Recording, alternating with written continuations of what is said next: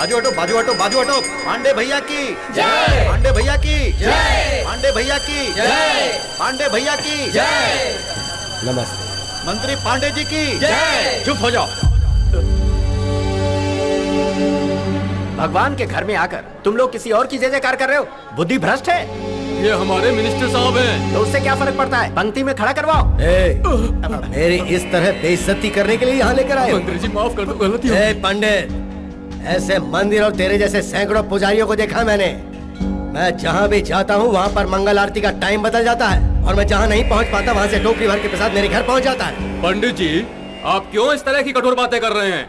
Minister साहब यहाँ इसलिए आए हैं ताकि हमारे मंदिर को ज्यादा से ज्यादा फंड रिलीज करवा सकें। मंदिर को फंड दिलवाकर अगर उन्हें लगता है कि उनके सारे पाप धुल जाएंगे तो उनसे कह दो यहाँ आने की जरूरत ही नहीं है। पहले तू ये तय कर ले कि तुझे यहाँ रहना है या नहीं। ये गंदी राजनीति करने वालों का पार्टी ऑफिस नहीं है।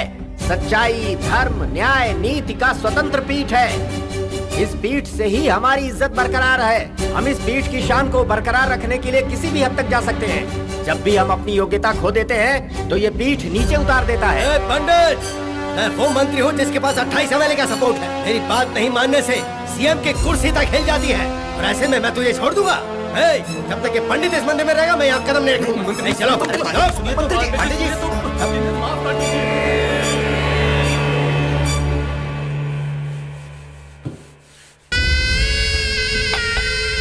तो पंडित जानता नहीं कि मेरी पावर क्या है। वो ये बिल्कुल नहीं जानता कि मैं कौन हूँ। उसे ये भी नहीं पता कि कल पार्टी मीटिंग है। मैं सीएम से बात करके उस मंदिर को हमेशा के लिए बंद करवा दूंगा। मेरी बेइज्जती करने वाला वो पुजारी, वो परमेश्वर का बच्चा, अगर उसे भिखारी नहीं बनाया तो मेरा नाम भी पांडे नहीं। जी, आप इतनी छोटी सी बात को इतना बड़ा इश्यू क्यों बना रहे हैं? देखो, उस मंदिर का रख रखाव और पूजा पाठ जयदेव राव महाराज के जमाने से ताम्र पत्र में सुनहरे अक्षरों में उनके वंशजों को लिख कर दिया गया है। अपनी बकवास बंद करो। इसी जमाने में किसी ने लिख दिया तो क्या हुआ? आज इस देश में हमारा ही राज है। अरे हमें मानना ही पड़ेगा। देखिए, ये सच है। हमारे देश को आजादी मिलने के बाद उस मंदिर को इंडोमेंटल में शामिल होने से रोक दिया गया। ये एक इतिहास में दर्ज हुआ पुण्य स्थल है। उसकी देखभाल वही करेंगे। इसकी इजाजत उन्होंने कानून से ले ली है। तो तुम लोग क्या चाहते हो?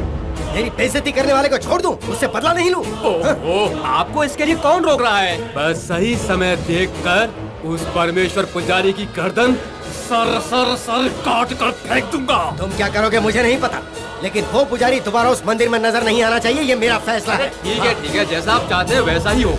आप चिंता ना कीजिए। मिनिस्टर के साथ आपने जो किया वो बिल्कुल सही किया गुरुजी। देखिए, हर एक धर्म के अंदर ऐसे अहंकारी लोग होते ही हैं।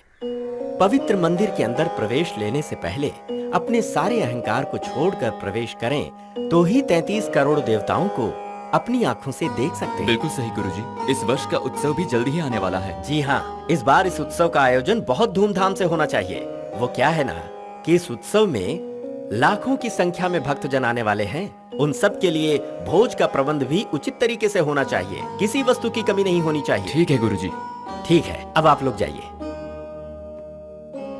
शंकरा परमेश्वरा।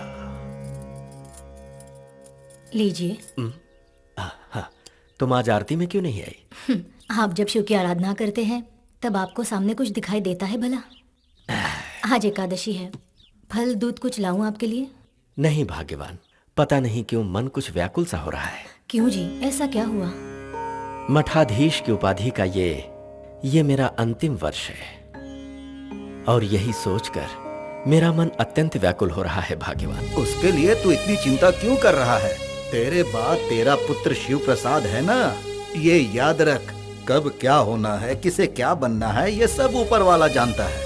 आप कहे तो मैं शिव से इस बारे में बात करूं? अब क्या बात करना है उससे? क्या वो मेरी बात सुनकर उसका पालन करेगा? वो सब तो ठीक है। उत्सव में उसे आमंत्रित किया है कि नहीं? वो क्या है ना कि अमेरिका से उसे यात्रा का प्रबंध करके आना होगा। पिताजी, उसने बताया था मार्स प्लेनेट में सैटेलाइट लॉन्च करने का डेट नजदीक आ रहा है। अब 2 हफ्ते से फोन भी नहीं आया। मैं फोन करके देखता हूँ। अच्छा बताओ, तुमने शिवम को भी कहा है कि नहीं? हाँ, जब देखो तब एक्सपोर्ट का बहाना देकर ये देश वो देश भटकता रहता है। वो क्या एक्सपोर्ट करता है ये भगवान ही जाने। अब किसी एक स्थान में रहने वाले की स्थिर पहचान रहती है। अब उसे हम फोन करें भी तो कहाँ? यहाँ वहाँ बवंडर की तरह घूमता रहता है वो। बिल्कुल, बहती नदी। तेज वायु, घूमती हुई भूमि, फैलती हुई आग कभी भी एक ही स्थान पर नहीं रुकता है। वैसा ही है यह शिवम, सदा यात्रा करने वाला काल भैरव।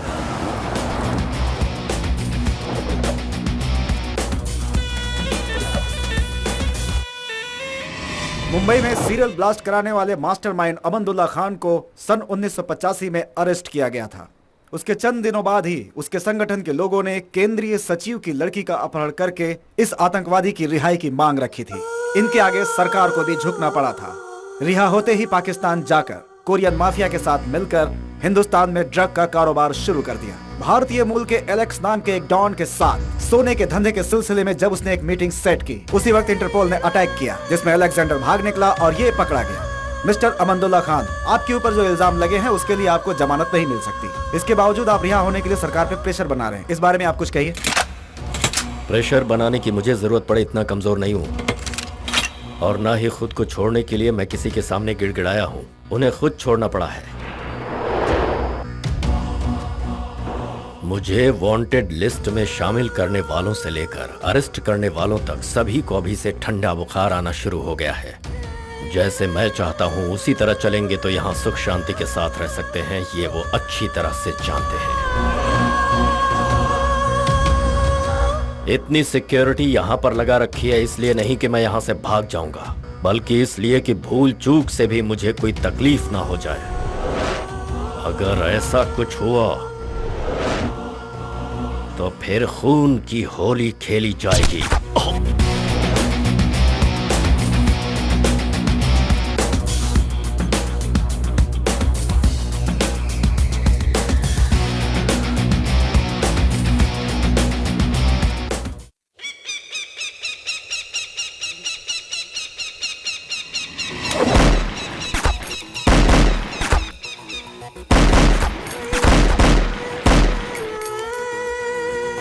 डबल गेम खेलकर चंद प्यादों को क्या मार दिया, ये मत समझना कि गेम इज ओवर। वो बाहर जरूर आएगा। The real game begins now.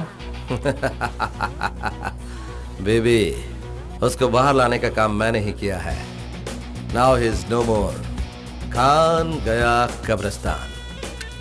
तू एक लड़की है इसलिए छोड़ रहा हूं तुझे। जी ले अपनी जिंदगी।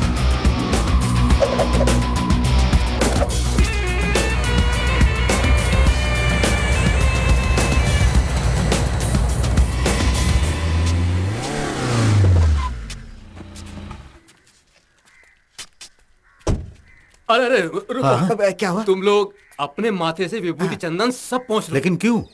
वो पक्का नास्तिक की औलाद है। माथे पर विभूति या टीका देख लेगा तो चमड़े के साथ खरोच कर निकाल लेगा। ऐसा है क्या? हाँ।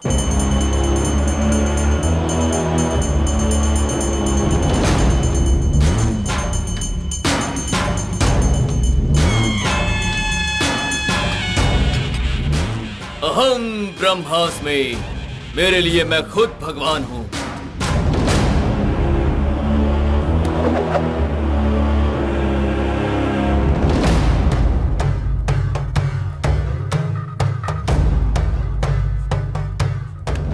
मुझे इस तरह से घूर क्या रहा है? बैठ जा। तुम जोर जबरदस्ती करके जिस जमीन पर कब्जा करना चाहते हो वो कोई बेनामी जमीन नहीं है। वो प्रॉपर्टी मंदिर के नाम है। बिल्कुल नहीं। उस जमाने में उस वक्त के महाराजा ने मेरी परदादी को तोहफे में लिख कर दी थी वो जमीन। और उसके बाद महाराजा के सामने ही तुम्हारी परदादी ने वो जमीन मंदिर के नाम कर दी थी। ज्यादा होशियार मत बन। चुपचाप उस जमीन को फिर से मेरे नाम कर दे। मैं ऐसा बिल्कुल नहीं करूंगा। क्या कहा? अगर तुझे यहाँ से जिंदा घर लौटना है तो उसका एक ही रास्ता है, सीधे से वो जमीन मेरे हवाले कर दे, वरना अभी कर दो, अभी।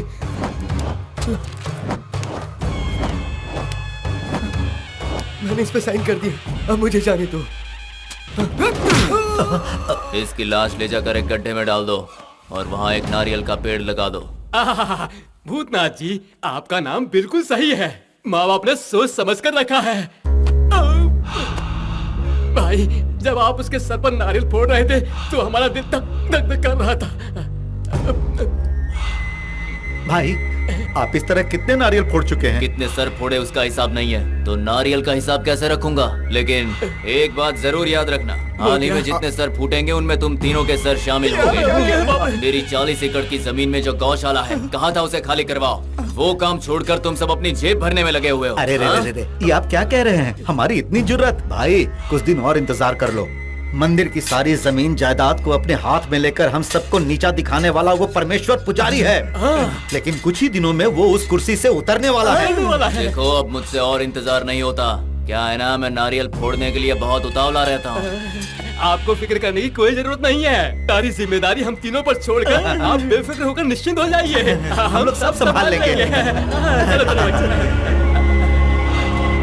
गुरुजी, आपका संगीत सुनकर तो तालाब की मछलियाँ भी ऊपर आकर अपना नृत्य दिखा रही हैं। सभी विद्वानों के पास एक ही गुण होता है, लेकिन आप गुरुजी हर किसी की आवाज में कैसे गा लेते हैं? आप बहुत टैलेंटेड हैं। ये बात पूरा संसार जानता है, मुद्दे की बात करो। गुरुजी, आज आपको ढूंढते हुए एक बड़ा आदमी आया था। कौन था? उनकी लड़की की शादी में वो आपसे संगीत सम्मेलन करवाना चाहता है। तो कर देंगे। मेरी आपसे एक रिक्वेस्ट है, आपने इससे पहले एक शादी में गाना गाया था ना, शोक संगीत। हाँ। यहाँ कौन किसका है, बेरहम दुनिया है, इमोशनल गाने मत गाना वहाँ पर।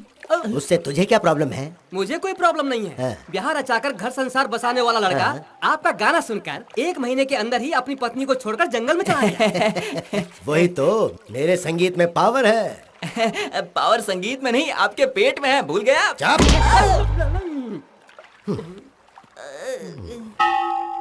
उस मंदिर के जमीन और हमारे भूतनाथ के जमीन के बीच में गौशाला एक बाउंड्री की तरह थी। बिल्कुल। हाँ, उल्टी सीधी तरकीबें आजमा के सारे जानवरों को कसाई खाना भिजवा दिया। सही कह। चल चल अंदर ले चल चल। क्या कर रहा है? चल ले चल। आदाब भोलेनाथ।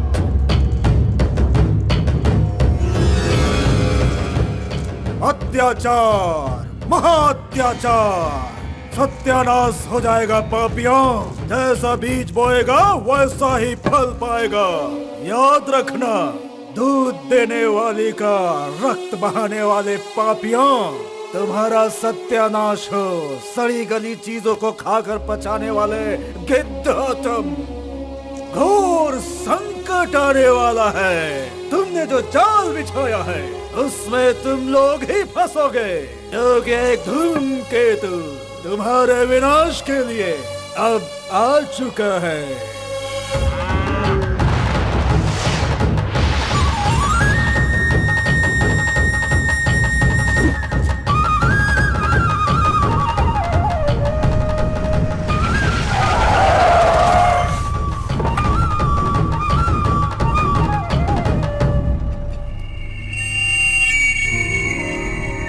क्या है बे?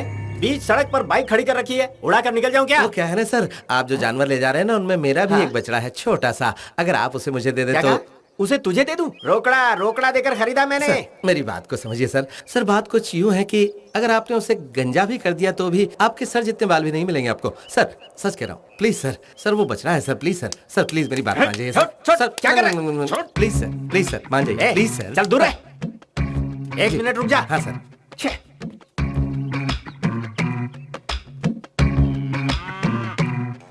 क्या हुआ बेटा? मेले छोना? हाँ क्या कहा? ये बात है। अच्छा छोना, उन्हें भी छाछ में ले चलेंगे। ओके। ये क्या किया तुमने? एक को कहा था, तुमने सबको उतार दिया। हमने नहीं, सबको इसी ने उतारा है। ऐसा क्यों किया? दिखाई नहीं दे रहा मैं बात कर रहा हूँ छोना से?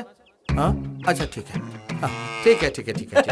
ये क्या पागलों के जैसे इससे बात कर रहा है? इसकी बोली तुझे समझ में आती है? क्यों नहीं समझ में आएगी? बिल्कुल समझ में आएगी। ये कह रहा है कि इसे माँ भी चाहिए। अभी चल रास्ता ना। भाई क्या है ना, लगता है तुम भी अपनी माँ से बिछड़कर लावारिस। मैं लावारिस नहीं हूँ। हाँ तो ये भी लावारिस नहीं बनना चाहता। ओ हाँ तो बोलो माता। हाँ बोलो। हाँ तो ये बात है। ओहो ऐसा क्या? ठीक है मैं बात करता हूँ। Okay don't worry. ठीक है इसकी माँ को भी ले जा। हाँ बात यह है कि हम दोनों के सौदे में एक छोटा सा चेंज आ गया अब कैसा चेंज है भाई? माँ अकेली आने को तैयार ही नहीं हो रही है। तो फिर ये क्या चाहती है? ये माँ जॉइंट फैमिली में पली बड़ी है, तो अब दीदी को, दादी को, नाना को, नानी को, काका को, काकी को, बुआ को, फूफा को, सबको ये अपने साथ ले जाना चाहती है। कंफ्यूजन ये है कि तुम इन सबको मुझे लौटाओगे या फिर नहीं। कह रहे हीरो अपन को धमकी दे रहा है। अब तो अपन तेरे को ही कसाई खाना ले जाएगा, समझा? हाथ हटा बे। नहीं हटाया तो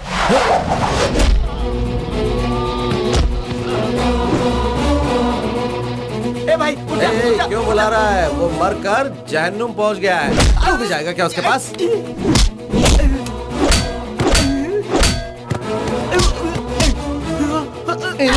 इन्हीं हाथों से तू जानवरों को काटता है ना? इन्हें मैं तोड़ देता हूं। भूल गया कि उसका दूध तू पीता है और अब उसी को काटने जा रहा है तू? हाँ, बेरहमी की हद पार करती है। इंसानियत नहीं है क्या? हाँ, अगर कल को तू बूढ़ा हो जाएगा तो तुझे भी कसाई को बेच दूं? बेच दूं कसाई को? चुप क्यों हो गया? इसी गाय का दूध पिया ना तूने? तुझे तो इसका एहसान मानना चाहिए। याद रख, जो गाय है ना वो भगवान है और उसे मारने वाले कान खोल कर सुन लो, शाम होने से पहले सारी गाय गौशाला पहुंच जानी चाहिए, समझे कि नहीं? अंकल जी, आप इस लड़की को नहीं जानते? पता इसने 10वीं में क्या किया था? इतनी शॉर्ट्स पहनकर पेड़ के ऊपर चढ़ गई थी और मुझे नीचे बैठा दिया था। आम जो चुराने थे इसे। शिव की सौगंध, काश तेरी जगह वहाँ पर मैं होता।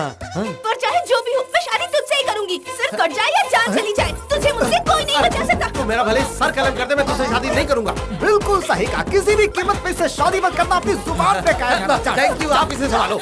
क्या पापा, आप हमेशा उसी की तरफदारी करते हैं। अरे तेरी किस्मत अच्छी है, वो खुद शादी से इनकार कर रहा था, आज आया है, कल चला जाएगा, 6 महीने तक नहीं दिखेगा। वो कहाँ क्या करता है किसी को कुछ नहीं पता। ये लड़का तेरे लायक नहीं है। एक अच्छे लड़के से तेरी शादी करवाऊंगा, उसे भूल जा तू। शिवम के साथ इसकी शादी नहीं होगी। अब आपकी लाइन के लिए ऐसा क्या?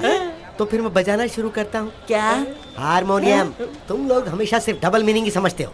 गुरु गुरु गुरु गुरु, जरा रुको गुरु। ओ श्री कुमार, कैसे हो? टोपी पहनाने का बिजनेस कैसे चल रहा है? चुप हो जाओ गुरु, पुरानी बातों को तुमने अब तक अपने पेट में पचाया नहीं। ठीक है यार, अच्छा बताओ क्या काम है? ज्यादा कुछ नहीं, बस तुमसे एक छोटी सी हेल्प चाहिए थी। ओ मुझसे? बोलो क्या? तुमने तो उस लड़की को ना कह के छोड़ दिया है, तो मैं सोच रहा था कि ऐसे मौके पे क्यों ना मैं ही ट्राई कर लूं। अगर तुम कोऑपरेट करोगे तो सोचा कि एंटर द ड्रैगन की तरह मैं उसकी लाइफ में एंट्री कर लूंगा। ठीक है, ओके ओके। लेकिन एक बात याद रखना दोस्त, वो लड़की महा डेंजरस है। ये जो तूने अपना एंटीना खड़ा कर रखा ना, इसे छुपा ले वरना नोच के बाहर निकाल देगी। All the best. जा, मैंने छोड़ दिया उसे। थैंक्स गुरु, टाटा गुरु। ओके, तुम संभालो उसे।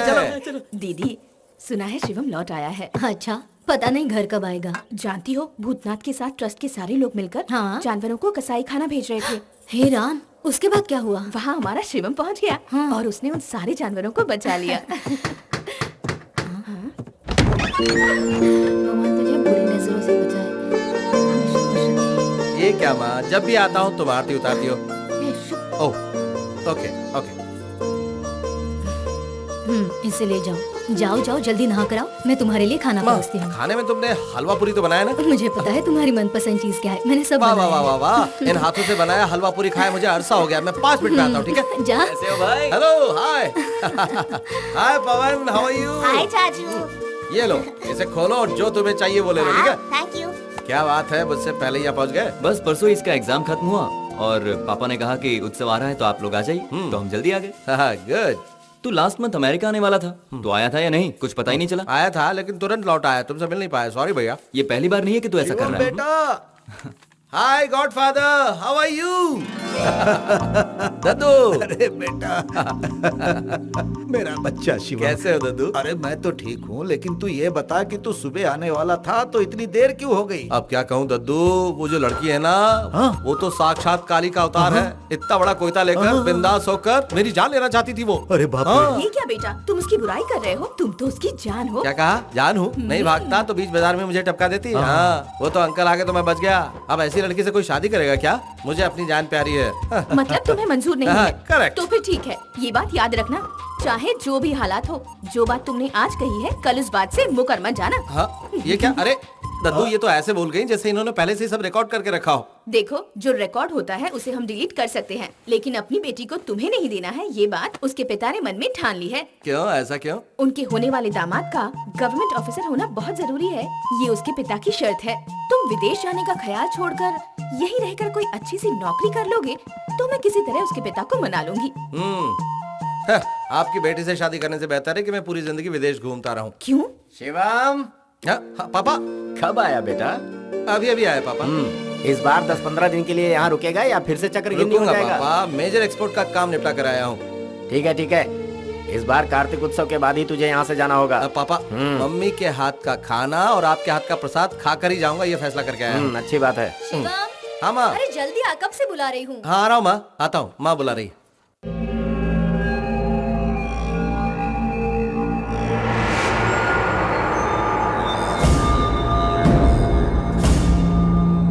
हमारे लिए क्या आदेश है? बताते हैं, मेडिकल रिपोर्ट तो आ गई, लेकिन अभी एक खास आदमी का आना बाकी है।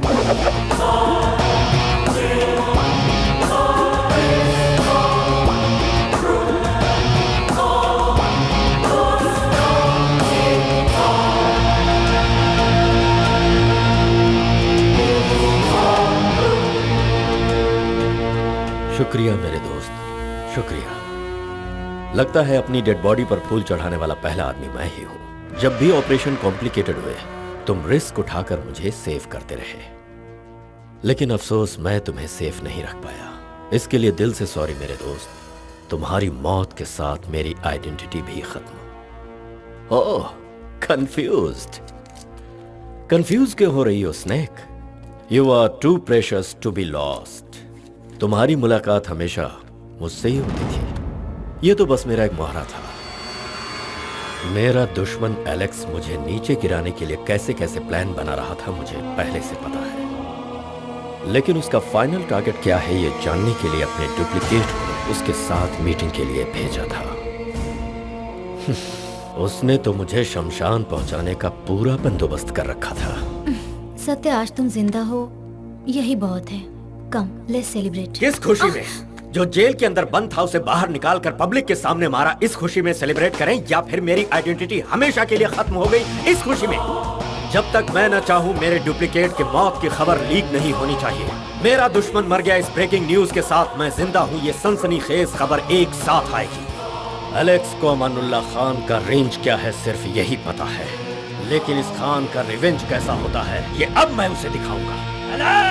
देखो बेटी, संगीत में सब कुछ भुलाने की शक्ति है। संगीत सीखने से लड़की की इज्जत बढ़ती है। रिश्ते की बात करते समय लड़के वाले लड़की को गाना आता है कि नहीं ये पूछते हैं। ना बोलने पर नाक कटती है। संगीत सीख लोगी तो विवाह भी हो जाएगा और शिवम को भूल भी जाओगी। चल, मंगनी की बात करने के लिए लड़के और उसके पिता पूरी रस्म के साथ यहाँ पर आ रहे हैं। अबे गधे के बच्चे। नमस्ते गुरुजी। नमस्ते शंकर भैया, अंकल जी। अंकल नहीं तो क्या दादा बोलूं? नहीं श्रीमान, हाइट और साइज छोड़ दें तो हमारी और तुम्हारी उम्र लगभग एक ही है। अरे श्रीमान जी, आप कैसी बातें कर रहे हैं? आपकी तो शादी लायक एक जवान पुत्री है और मेरी तो अभी तक शादी भी नहीं हुई है। वाजपेयी जी और अब्दुल कलाम जी भी अभी तक कुंवारे ही हैं। मुझे बात आगे नहीं बढ़ानी है। वैसे आप यहाँ कैसे? आपको रस्म की थाली नहीं दिख रही है क्या? अरे वो तो दिखाई दे रहा है। ऐसे शुभ काम के लिए शुभ मुहूर्त देखकर आना चाहिए था ना। शुभ मुहूर्त देखने का टाइम नहीं था। अब आप जल्दी से हमारी बेटी को संगीत सिखा दीजिए श्रीमान। ये खड़ी रहती है तो बिल्कुल सितार जैसी लगती है और बैठे तो तानपुरे की तरह लगती है।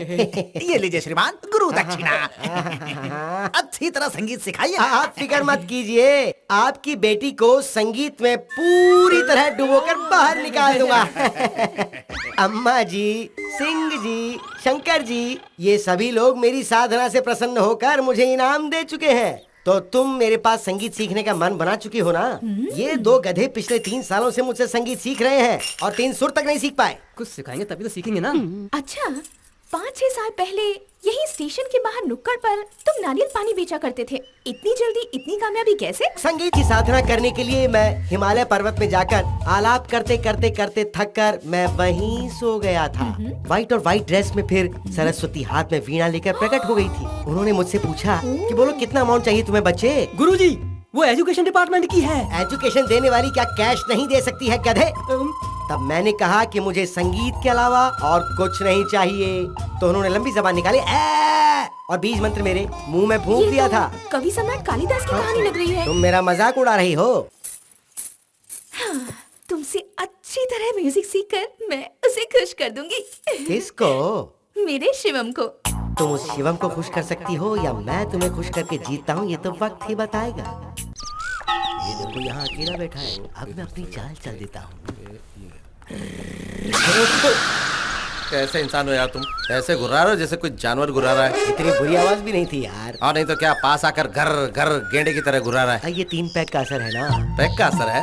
क्यों बे, भवानी ने अब तक तेरी मांग नहीं भरी क्या? वो तो किसी भी दिन भरवा लूं, हाँ। लेकिन उसके बाप के दोनों पैर मेरी छाती पे पड़े हैं। क्यों, ऐसा क्या हुआ? कल उस लड़की को देखने कोई लड़का और उसके घर वाले आ रहे हैं भाई। हाँ, लेकिन मैं उसमें क्या कर सकता हूँ? अब तो सब कुछ तुम्हारे ही हाथ में है ना भाई। तो अब तेरी मांग मैं भरूं क्या? मेरी मजाक क्यों उड़ा रहे हो? फटाक से कोई आइडिया दो ना। देखो, मैं और भवानी बहुत अच्छे लवर्स हैं। देखो, दोस्ती के बीच में दरार आ जाएगी। अरे पहले मेरी पूरी बात तो सुन ले। माना हम दोनों लवर्स हैं, लेकिन वो लड़की तुम्हारी होगी। अब तुम कुछ मतलब की बात कर रहे हो? हाँ, अब मेरा आइडिया सुन। तो मेरी और भवानी की गांव के हर दीवार पे तस्वीर बना दे। बस उसे लड़का देखेगा और गुस्सा होकर भाग जाएगा। जा तू ये कर। अगर तस्वीर बनानी ही है तो मेरी और उसकी क्यों ना बनाओ? तो जा वो कर ले। लड़का आकर देखेगा तो मजाक समझेगा वो, और लड़की को शादी करके ले जाएगा। जा जा जा तू कर ले। नहीं नहीं गुरु, मैं तुम्हारी ही बनाता हूँ। हे गुरु, मुझे आशीर्वाद दो ना। तेरे एंटीना की कसम, शीघ्र तेरा विवाह संपन्न हो तथास्तु। अपनी बच्ची की तारीफ नहीं कर रहा हूँ, वो लाखों में एक है। बड़ों के आगे तो सर नहीं उठाती। डिग्री पास कर चुकी है, बहुत अच्छा गाती है। अरे यही तो है उसके गुरुजी। छोटी उम्र में बूढ़े को इसकी शादी कराने की जरूरत क्या है? गुरुजी, उसकी शादी की तैयारी कर दो, ये बात आप ही ने कही थी। उसकी शादी मेरे साथ करवा देगा, यही सोचकर मैंने उससे कहा था। गुरुजी, ऐसा कभी हुआ है कि आपका प्लान कभी काम किया हो? हाय, नमस्ते नमस्ते नमस्ते दोस्तों। नमस्ते। नमस्ते अंकल जी। नमस्ते टोपी जी। तुम इकलौते यहाँ क्यों आए हो? मम्मी पापा को नहीं भेज सकते थे? अंकल क्या बात कर रहे हैं? आप मेरे इकलौते अंकल हैं, आपकी एक इकलौती बेटी है, इसलिए मैं भी इकलौता ही आ गया। हाँ? ऐसा लग रहा है कि मैंने आपको कहीं देखा है। गली गली में इनके पोस्टर छपे हैं। करेक्ट। ए पार्वती, बच्ची को लेकर आओ। पता नहीं अब कौन सा बुरा काल आने वाला है।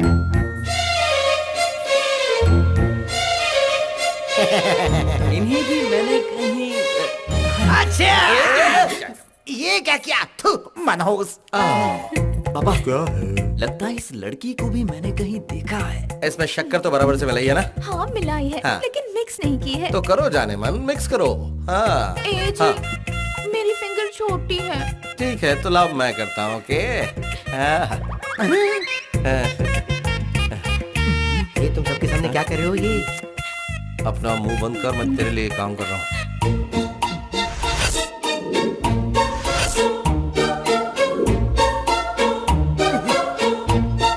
पापा, क्या हुआ?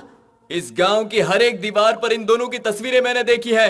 अब सब कुछ खत्म हो गया पापा। अरे ये तो क्या कह रहा वो है? जहाँ उंगली घुमा रहे हैं ना, वैसे हमें भी घुमा रहे हैं। हाँ। दूध में। हाँ? किसी भी कीमत पर मैं इस बी ग्रेड मूवी से शादी नहीं करूंगा। चलो पापा। 1 मिनट।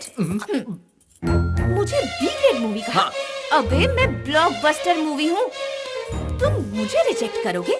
तुम्हारी हैसियत ही क्या है? मैं तुझे रिजेक्ट करती हूँ। चल। बड़ा आया। हो जी, चलिए यहाँ से। अरे चलो जी। अरे अरे रुकिए। अरे अंकल, आप बेकार का टेंशन क्यों ले रहे हैं? ये वो पिक्चर है जो डब्बा है, रिलीज नहीं हुई। लेकिन आपकी लड़की का, उसका तो सिल्वर जुबली होने वाला है। सुपर हिट लड़का मिलेगा उसे। हाँ, मेरा काम तो हो गया। ठीक है। शिवम के आते ही मैं समझ गया था कि ये रिश्ता कभी हो ही नहीं पाएगा। आप हताश मत होइए, कोई समाधान निकाल लेंगे। आप कुछ कहना चाहते हो क्या? आपके तेवर बदले बदले लग रहे हैं। दीवारों पे तस्वीर बना के रिश्ते बिगाड़ता है। गुरु, रुक जा गुरु। क्यों, क्या बात है? हाँ, ओहो, तुम्हारा ससुर तो तुमसे अच्छा आर्टिस्ट है। दोनों गालों पर क्या पेंटिंग बनाई है? गुरु, तस्वीर बनाने वाला मैं हूँ और तस्वीर बनवाने वाले तुम हो। तो ये बात लड़की के बाप तक कैसे पहुंची, जरा ये समझाओगे मुझे? रात दिन मेहनत करके तुमने बहुत ही बढ़िया तस्वीरें बनाई हैं। तुम्हारी ये कला जगत प्रसिद्ध होने वाली है। आर्ट बाय श्री कुमार लिखकर सब दूर ऑटोग्राफ बना दिया है। कैसा है? तुमने तो मेरा नाम प्रसिद्ध कर दिया। तू मुझे बता, उस लड़के ने तुझे रिजेक्ट क्यों किया? उसकी आंखें ठीक नहीं थी क्या?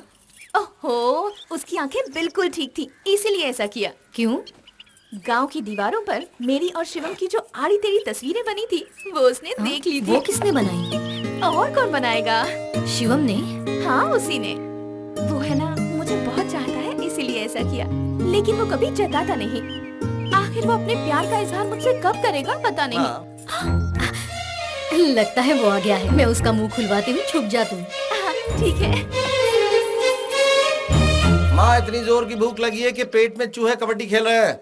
ओहो, ये क्या माँ, हॉट वेदर में काली साड़ी पहन रखी है? क्या बात है माँ, आज इतनी सीरियस क्यों लग रही हो? क्योंकि मैं सीरियस हूँ। मैं तुमसे एक बात पूछती हूँ, क्या सच बताओगे? माँ, मैंने अपनी जिंदगी में तुमसे कभी झूठ बोला है तो क्या? फिर ये बता, गांव की दीवारों पर तेरी और भवानी की ऐसी आड़ी टेढ़ी तस्वीरें किसने बनाई? बनाई है उस मोटू श्री कुमार ने और बनवाई है मैंने। क्या? किस लिए? ताकि भवानी की उस लड़के से शादी न हो सके। ऐसा करवाने से तुझे क्या मिलेगा? मुझे भवानी मिलेगी और क्या माँ? मतलब वो तुझे पसंद है? ये क्या माँ, बेटे से ऐसे सवाल नहीं पूछे जाते। ए, तुझे पसंद है या नहीं? हाँ, पसंद है। हाँ, मुझे कुछ सुनाई नहीं दिया, जरा जोर से बोल। भवानी मुझे बहुत पसंद है। तो फिर गधे, उस बच्ची को तू जानबूझकर क्यों सताता है? देखो माँ, ऐसा है कि अगर मैं उसे चाहता हूँ ये उसे पता चल गया तो मेरी शादी से पहले ही तुम 2-3 बच्चों की दादी माँ बन जाओगी। मेरी बच्ची की खामोश हो गई। मजाक कर रहा था। माँ कसम मजाक कर रहा था। मैं सच बता रहा हूँ, पीछे मत पड़ो यार। तो मेरे छोड़ दो बाबा, माफ कर दो। सुनो ना, तुम्हारी कई बातों को सच साबित कर दी क्या? माँ बचाओ। अब मैंने डिसाइड कर लिया है, चाहे जो कर लो, मैं अब तुमसे दूर नहीं होने वाली। अब कहाँ जाओगे मेरी सोना? मैंने अपनी सेफ्टी के लिए अपने डुप्लीकेट को रखा था, लेकिन उसने डुप्लीकेट को मारकर ओरिजिनल को ही डमी बना दिया। कोई भी सिर्फ मेरे फोन कॉल पर भाई का आदमी आ रहा है ये कहकर सारे काम काज छोड़कर मेरा काम पहले करता था, लेकिन आज जब मैं खुद फोन कर रहा हूँ कोई फोन उठाने को तैयार ही नहीं। किधर है वो एलेक्स? तुम लोग चारों तरफ उसे ढूंढ रहे हो लेकिन उसकी खबर ही नहीं।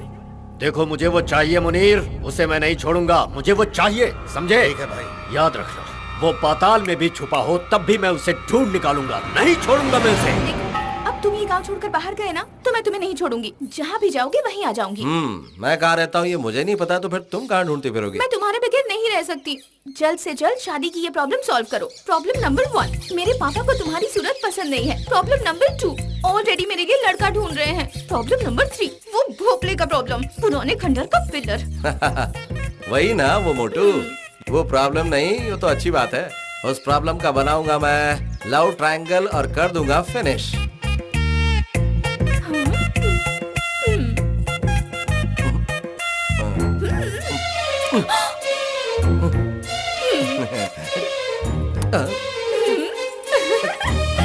आज से आपका खाना पीना सब बंद। आज के बाद सिर्फ गाना बजाना। जिस चिड़िया के पीछे आप थे ना, वो तो फुर्र करके उड़ने वाली थी। वो तो सही वक्त पे आकर शिवम ने मदद की तो वो नहीं उड़ पाई। इस खुशी के मौके पर एक गाना हो जाए। अच्छा, मुझे आपसे कुछ बात करनी है। हम दोनों के बारे में बात करनी है? हाँ, हम दोनों की पर्सनल बात है, इसलिए इन चलो, दोनों को तबला ढोलक उठाओ और रवाना हो जाओ। अरे चलो चलो, जान बची, चलो। Sit down, darling. ओहो, गुरु, कल उस शिवम अंकी ने मुझे गुड न्यूज दी कि वो शादी का प्रोग्राम कैंसिल कर रहा है।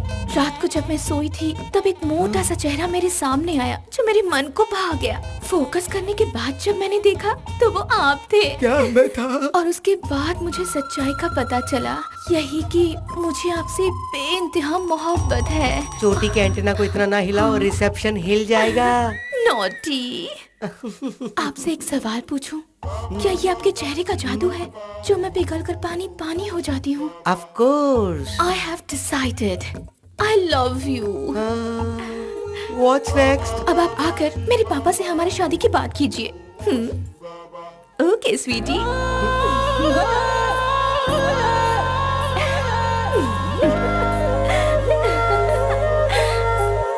भवानी अब तक घर नहीं आई है, शादी के लायक हो गई है, फिर ये म्यूजिक सीखने की क्या जरूरत? सोचा था संगीत सीख लेगी तो अच्छा लड़का मिल जाएगा, लेकिन वो उसे तो लाज शर्म ही नहीं है तुम्हारी वजह से।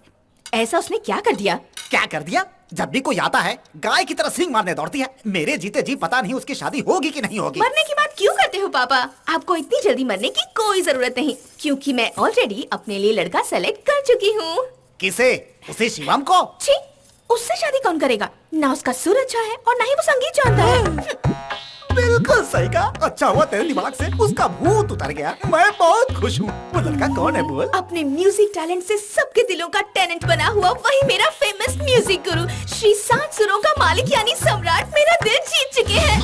अरे फूटी किस्मत हमारी, ये बच्चे अपना बचपना कब छोड़ेंगे? बड़ों की इज्जत को भरे बाजार में नीलाम करते हैं। आप ही की वजह से हुआ है, इसके जिम्मेदार आप ही हैं। तुम किसे कह रही हो? बता रही हूँ मैं आपको और सुना रही हूँ इसे। पर माँ, मैं कमिट कर चुकी हूँ, अब क्या करूँ? अरे रे रे, ये तो क्या कह रही है? गलत मत समझो, मैं सिर्फ शादी करूंगी ऐसा ही कमिट किया है। तुम्हें उसमें क्या दिखाई दिया बेटी? प्यार अंधा होता है पापा। वो फुल साइज बलून मुझे है। उससे कोई फर्क नहीं पड़ता। कल वो शादी की बात करने आ रहे हैं। पापा आप रेडी रहना, माँ तुम भी रेडी रहना, दामाद जी आ रहे हैं। बहुत बढ़िया सिलेक्शन है। अब फैमिली पोर्ट्रेट कैसा होगा ये भी देख लो।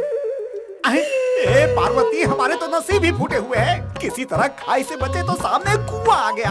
अब ये विक्रम क्या करे? अब ये तो बेताल ही जाने।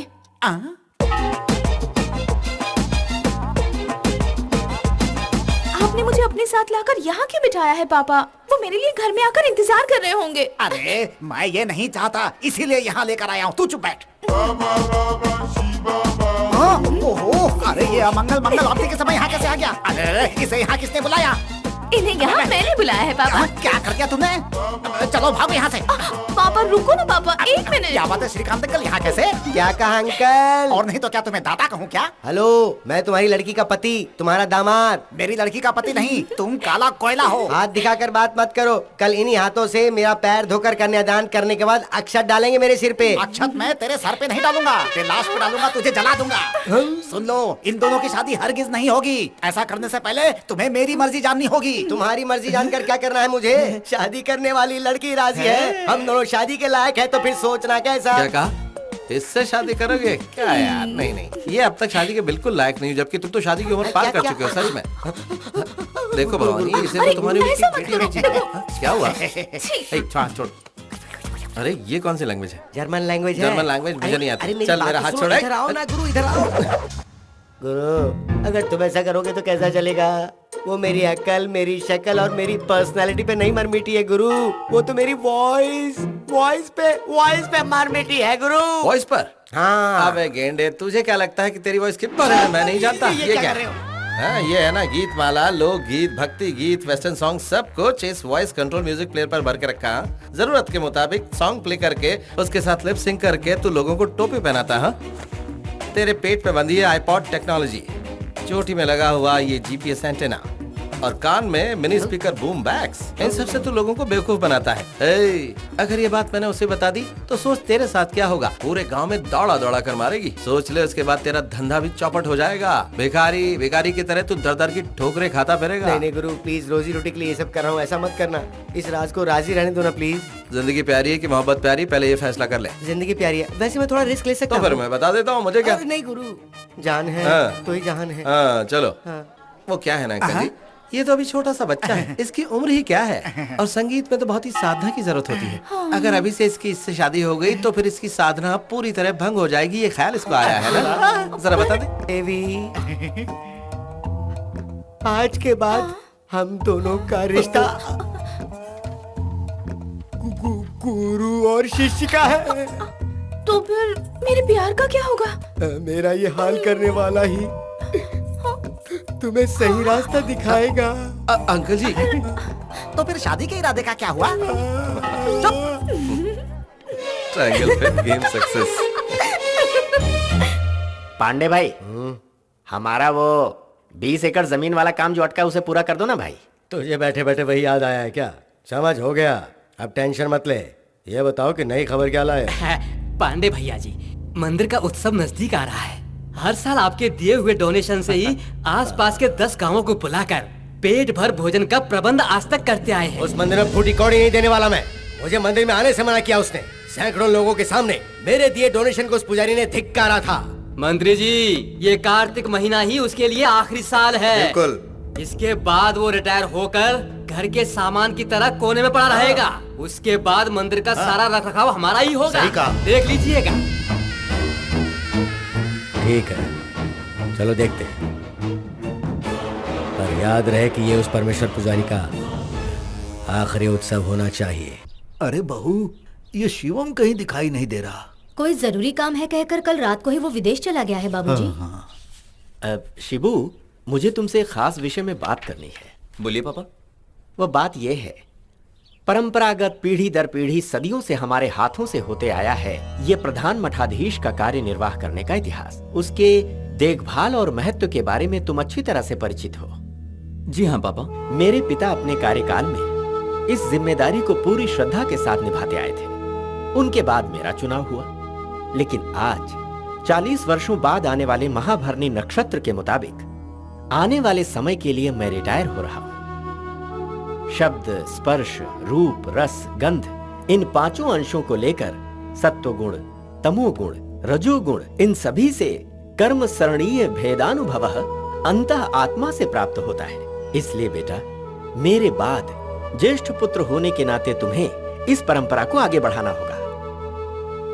ये क्या पापा, आपको नहीं लगता इतना बड़ा फैसला लेने से पहले आपको मुझसे एक बार पूछना चाहिए था? आपका काम जैसे आपके लिए इम्पोर्टेंट है, वैसे ही मेरा काम मेरे लिए इम्पोर्टेंट है। मैं आपका ये कार्य नहीं कर सकता पापा। ये सिर्फ कार्य नहीं है, सेवा है। सदा भगवान की शरण में रहकर सेवा करने का महत्वपूर्ण कार्य है। पापा, मेरी ये नौकरी मुझे महीने में करोड़ों रुपए कमा कर देती है।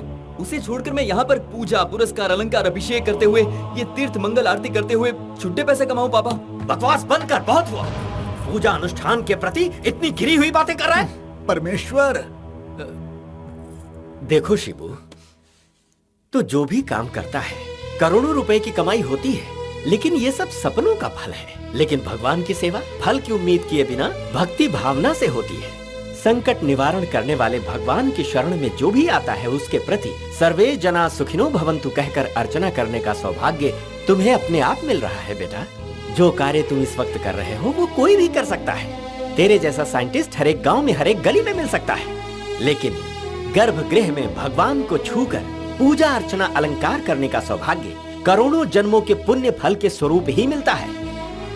ऐसे शुभ अवसर को यदि तुम खो दोगे तो तुमसे बड़ा मूर्ख इस संसार में और कोई हो ही नहीं सकता। पापा प्लीज मुझ पर ज्यादा प्रेशर मत डालिए, चाहे कुछ भी हो जाए मैं अपना फैसला नहीं बदलने वाला। पापा, भगवान के लिए ऐसी बातें मत करो शिबू।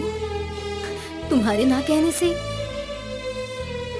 तुम्हारा कोई नुकसान नहीं होगा बेटे, परंतु पुरखों से चली आ रही ये पुरानी परंपरा हमारे वंशजों के हाथ से चली जाएगी। तुम भी ऐसी बातें क्यों कर रही हो माँ? आज मैं आपकी बातों में आकर गलत कदम उठा लूंगा तो कल पश्चाताप भी मुझे ही करना पड़ेगा। कैसी पश्चाताप की बातें कर रहा है तू? आज तू, तेरी पढ़ाई, तेरी नौकरी, तेरी तरक्की, यहाँ तक कि 2 वक्त की रोटी भी तू खा रहा है तो वो सब भगवान शिव के आशीर्वाद से ही है। ऐसे शिव की पूजा आराधना करने से तू इनकार कर रहा है? मूर्ख कहीं का। पापा, आप जिस शिव पूजा की बात कर रहे हैं उस पूजा को मैं ना करूँ ये भी पुरखों की मर्जी हो सकती है। पुरखों, परंपरा और उत्तराधिकारी के नाम पर आप मेरी बलि चढ़ा रहे हैं। पापा, दादा के बोए हुए बरगद के पेड़ पर मैं फांसी पर चढ़ जाऊं क्या? शिबू, जिन 9 ग्रहों की पूजा करने की बात कर रहे हैं उन 9 ग्रहों के साथ मैं अपने लैब में रोज खेलता हूं। पापा, भगवान के लिए मुझे बख्श दीजिए। बार बार एक ही बात, ये पूजा, पुरस्कार, धर्म, ये सब आपका काम है। मुझे ये सब नहीं समझ में आता और ना ही मैं करना चाहता हूँ। बेटा शिबू, शिबू,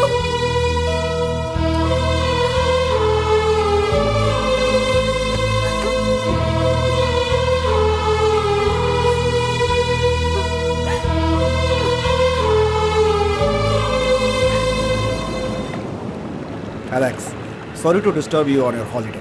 खान के साथ उसके पूरे गैंग को फिनिश करके तुम्हारे इंडिया जाने के बाद यहाँ ब्यूरो ऑफ लैंड मैनेजमेंट के हिसाब से बड़े पैमाने पर फिर से ट्रक का धंधा शुरू हो चुका है। इस बार इस धंधे को किसी और ने टेक ओवर किया है। उसे खत्म करने के लिए ही तुम्हें यहाँ फिर से बुलाया गया है। माफिया नेटवर्क कुछ अलग तरह से काम करता है। किसी और धंधे में जब नंबर 1 का आदमी नीचे आता है तभी दूसरे नंबर का आदमी उसकी जगह पर पहुंचता है, लेकिन यहाँ पर इंतजार नहीं किया जाता बल्कि बंदूक की नोक पर जगह हासिल की जाती है। जो पहली गोली चलाता है जीत उसी की होती है। इसलिए मैंने उसे बाहर निकाला और जहन्नुम भेज दिया। खान की जगह खाली होने के बाद नेटवर्क का फिर से इतने थोड़े समय में चालू हो जाना, इसका सिर्फ एक ही मतलब है, कोई और है जो खान की जगह पर पहुंच चुका है। यास्मिन, यूसुफ, आयशा, जफर एंड नूरू, ये लोग हर महीने 50 से 60 टन ड्रग्स अमानुल्लाह खान से खरीदा करते थे।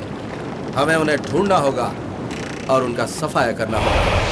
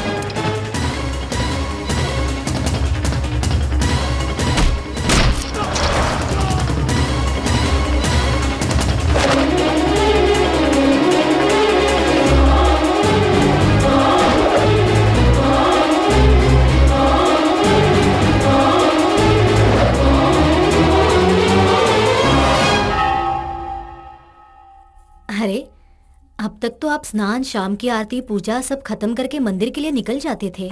आज क्या हुआ जी, आप इतनी देर तक सोए हैं? शिबू ने आपकी बात नहीं मानी, इसलिए आप परेशान मत होइए। आपके बाद शिव का प्रसाद देने वाला कोई नहीं है तो क्या हुआ? शिव अपने भक्तों के लिए खुद ही अपना रास्ता निकालेगा। मैं कब से बोले जा रही हूँ, लेकिन आप जवाब ही नहीं दे रहे। क्या हुआ है आपको? ए जी सुनिए, सुनिए, ए जी सुनिए, सुनिए ना। शिबू!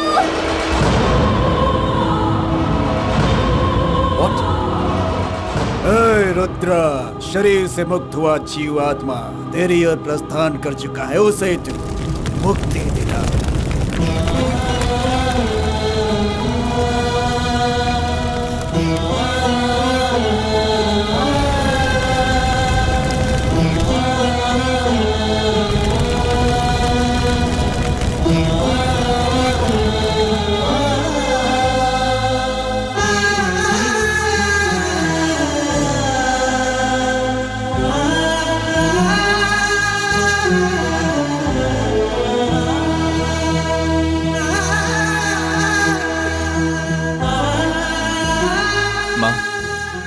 आज वापस जा रहा हूँ माँ।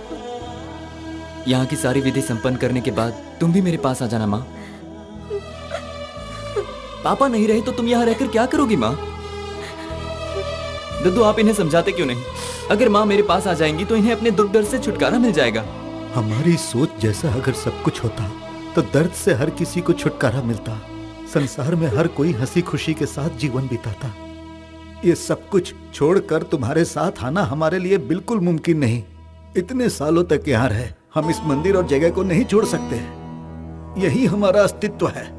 तेरे पिता को गुजरे हुए अभी 3 दिन भी नहीं हुए और तू अपने फर्ज को छोड़कर जाने की तैयारी कर रहा है। वहाँ सैटेलाइट लॉन्च होने वाला है दद्दू, मेरा जाना जरूरी है। देखो बेटा, पिता के वचन का पालन करने के लिए वन में गए श्री राम जी जैसा तो तू नहीं बन सकता।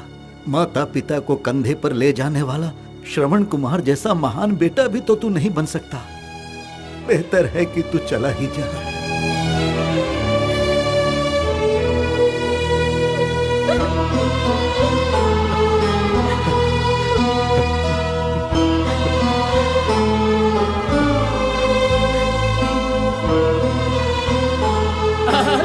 अरे सुनो भाई जी, आपके लिए खुशखबरी है।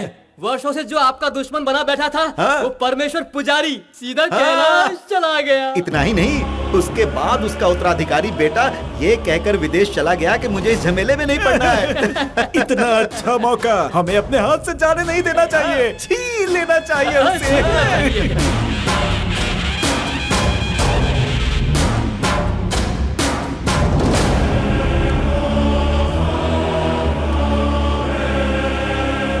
तेरे माथे पर लगाया हुआ मेरा ये भस्म मेरी किस्मत में लिखी हुई मंदिर की वो जमीन मुझे वापस ला कर देगा। आज के बाद उस मंदिर का यही उत्तराधिकारी है और यही वारिस है। हमसे ऐसा क्या अपराध हो गया जिसके लिए तुम हमें ऐसी सजा दे रहे हो? सदियों सदियों से काल भैरव बने हुए हो। हम श्रद्धा से तुम्हारी सेवा करते आ रहे हो और तुम्हें जरा भी चिंता नहीं। तुम हमसे ये अपनी सेवा का सौभाग्य क्यों छीन रहे हो? बताओ भगवान, बताओ। अब तुम ही हमें कोई रास्ता दिखाओ।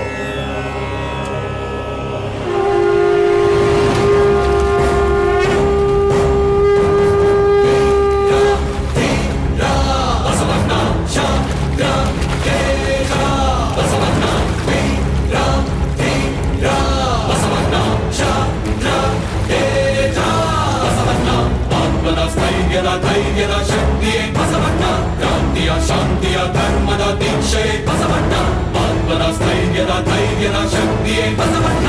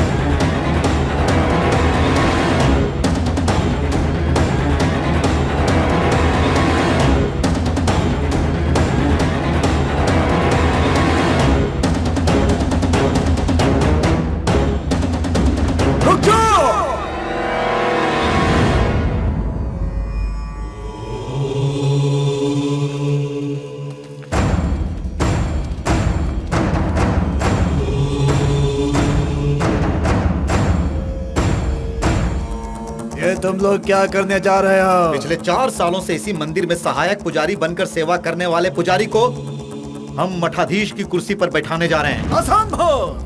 वो कार्य इनके वंशजों का है। पुराने मठाधीश का पुत्र हुआ तो क्या हुआ, हम इससे अपना मठाधीश नहीं मानते। इसमें उस पद के लिए कोई योग्यता है क्या? मैं ही अगला वारिस हूँ ऐसा कोई दावा ठोकने के लिए। ये कोई तुम्हारे पूर्वजों की जागीर नहीं है। सिर्फ जागीर की बात होती तो मैं उसे छोड़ देता। ये अस्तित्व की बात है, हमारे पूर्वजों का अस्तित्व। उस स्थान में बैठने के लिए तेरी क्या औकात है? तुझ में क्या योग्यता है? तुम्हें क्या जानना है पूछो। ऐसा क्या गुरुजी, सारी जनता के सामने ये परीक्षा हो जाए, अभी की अभी फैसला हो जाएगा।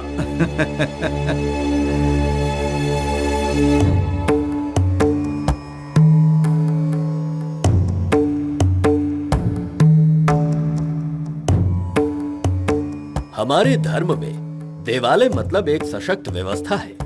यहाँ सिर्फ विश्वास पर ही सब कुछ नहीं चलता। मुख्य द्वार से लेकर गर्भगृह तक, हमारे कुल देवता से लेकर अंतिम पंक्ति तक, पग पग पर नियम शास्त्र का अंश होता है।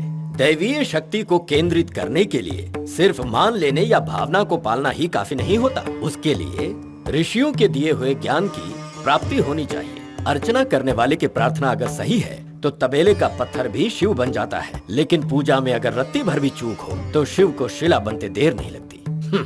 संसार के मोह माया में भटके हुए तुम हजारों साल का इतिहास रचने वाले इस मंदिर में किस तरह मठाधीश का कार्य संभालोगे?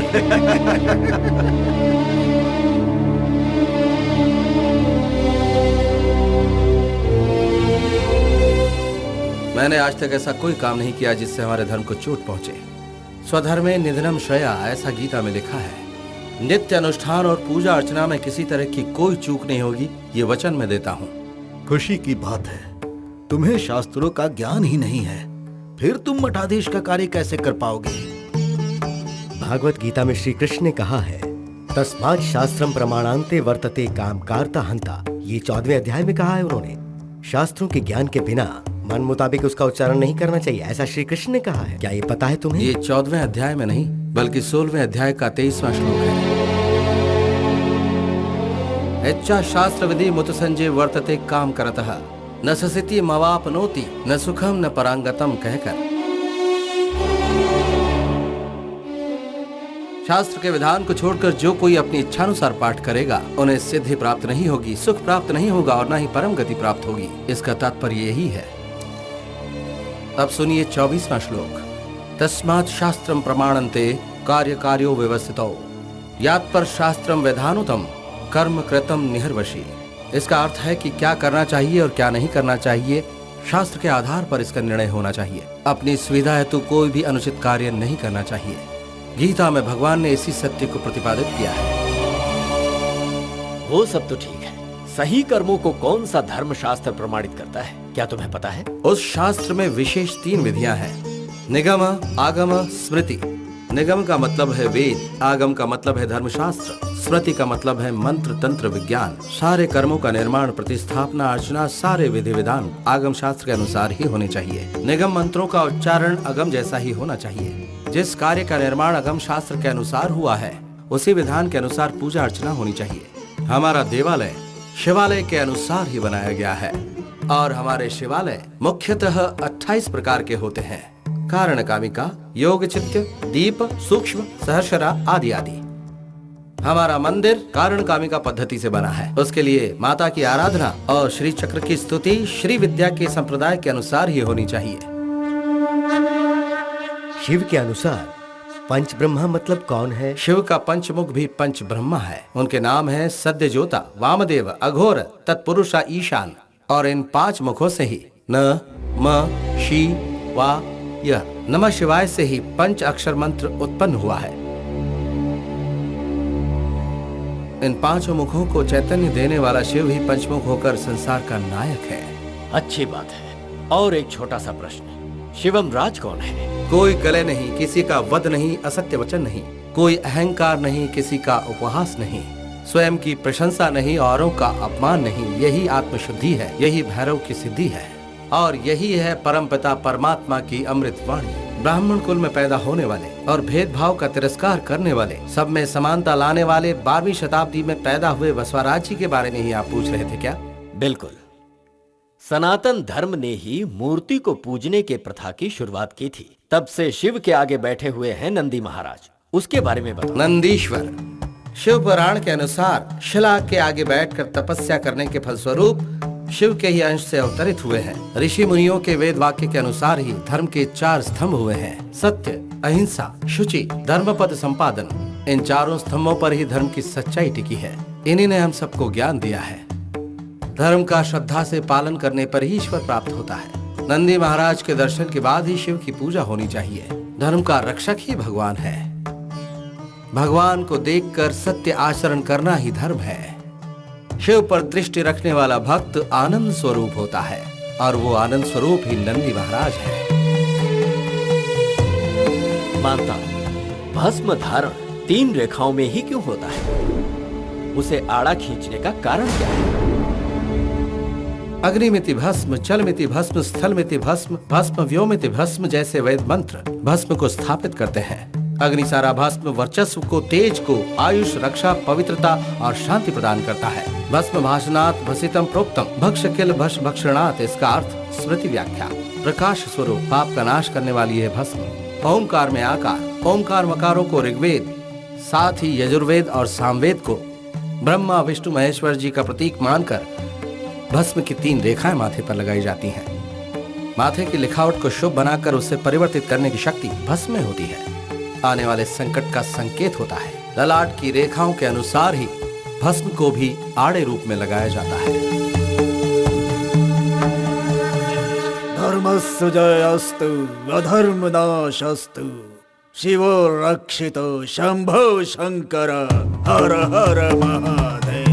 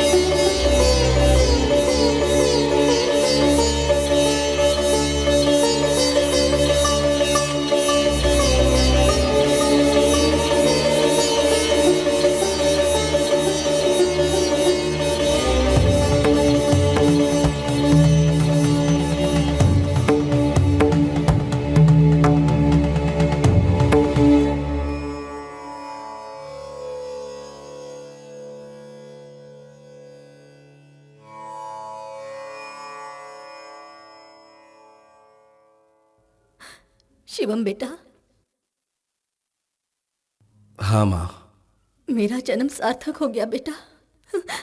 बड़े बड़े विद्वान लोगों के पूछे गए सवाल, निगम, आगम, भगवत गीता, वेद और पुराण, अर्चना, विधि विधान, सब कुछ तुमने इतने सरल तरीके से कहा है। इसका मतलब भगवान शिव ने ही मेरी कोख से जन्म लिया है। आज मैं धन्य हो गई बेटा। माँ, तुम ही मेरी प्रथम गुरु हो। जब तुम तुलसी तुलसी दुर्गा भद्रा कहकर वृंदावन की परिक्रमा करती थी, तब मैं तुम्हारी हर बात सुनता था। जब मैं तुम्हारी गोद में बैठता था, उस समय तुम्हारी सुनाई पौराणिक कथाएं मुझे आज तक याद है। दद्दू मुझे अपने सामने बैठाकर गीता का सार, वेद, उपनिषद, शिव पुराण सुनाते थे। मैं खेल खेल में ही उसे याद करता था माँ। दद्दू संध्या के समय मुझे गायत्री मंत्र सुनाते थे, जिसे मैं कविता की तरह याद कर चुका था। संसार के किसी भी कोने में जाता हूँ, वहां पर भी मैं संध्या वंदन करना कभी नहीं भूलता माँ। हमारे पूर्वजों का वो मंदिर हमारे लिए अमूल्य धरोहर है और शिव की सेवा ही हमारा धर्म है। अगर कोई छल कपट से उसे छीनने का प्रयास करेगा तो मैं ऐसा कदाचित नहीं होने दूंगा। शिवम बेटा, इस घर का बड़ा बेटा बनकर हमारे वंश का ही नहीं बल्कि तुमने परंपरा की भी रक्षा की है। पितरों को हर वर्ष पिंड दान करने से कहते हैं उन्हें मोक्ष की प्राप्ति होती है। नहीं, आज तुमने भगवान की सेवा के लिए हाथ आगे बढ़ाया है ना, इसीलिए आज उन सभी आत्माओं को सच में शांति मिली होगी। तेरा पिता कहता था तेरे कदम कहीं पर भी नहीं टिकते हैं, लेकिन आज उस भगवान के चरण में तुझे सदा के लिए स्थान प्राप्त हुआ। उस शिवा के पास आज तक एक ही नंदी था, लेकिन आज के बाद दो दो नंदी हैं। तू दूसरा नंदी है बेटा, तू दूसरा नंदी है। हम लोग क्या क्या सोचे थे, क्या क्या प्लान बनाए थे, सबका सत्यानाश हो गया। बिना वारिस के मठाधीश की जगह पर आपने अपने आदमी को बैठाना चाहा तो वो भी मिट्टी पलीद हो गई। गुलेल से निकला पत्थर निशाने पर लगे तभी किसी ने ताली बजाकर सारे पंछियों को खेत से उड़ा दिया। अब उसे नहीं जीना है, उसे जीने का अधिकार नहीं है। कुछ ऐसा करो कि वो खुद इस पद को छोड़कर चला जाए। आपको टेंशन लेने की जरूरत नहीं। उसके बाप के मुंह में मिट्टी हम ही लोगों ने डाला है। मंदिर की चाबी, गर्भगृह की चाबी, खजाने की चाबी, सेवा सत्कार से लेकर भगवान के आभूषण तक का हम लोगों ने डुप्लीकेट बना रखा है। इस हाथ से निकाल कर इस हाथ में रख दिए तो सब खत्म। मंदिर के तमाम जागीर और जेवरात के मालिक हम ही हैं, हम ही हैं मालिक भूतनाथ। विदेशों में घूमने वाला शिवम राज इतना बड़ा विद्वान होगा, ये बात मैंने कभी सपने में भी नहीं सोची थी। वो अपने बाप से भी 2 कदम आगे है। सही कहा। तुमने देखा नहीं इतने साल इस गांव से दूर रहने के बावजूद वो कैसे उस दिन पैक पैक पैक पैक कर रहा था। जो भी हो, अभी हमें थोड़ा सतर्क रहने की जरूरत है, वरना पासा कहीं उल्टा ना पड़ जाए। बिल्कुल सही। जब तक परमेश्वर पुजारी जिंदा था तब तक हम में से किसी को भी चैन से नहीं रहने दिया। उसके मरने के बाद ऐसा लगता है चोरों ने सीसीटीवी कैमरा ही चुरा लिया।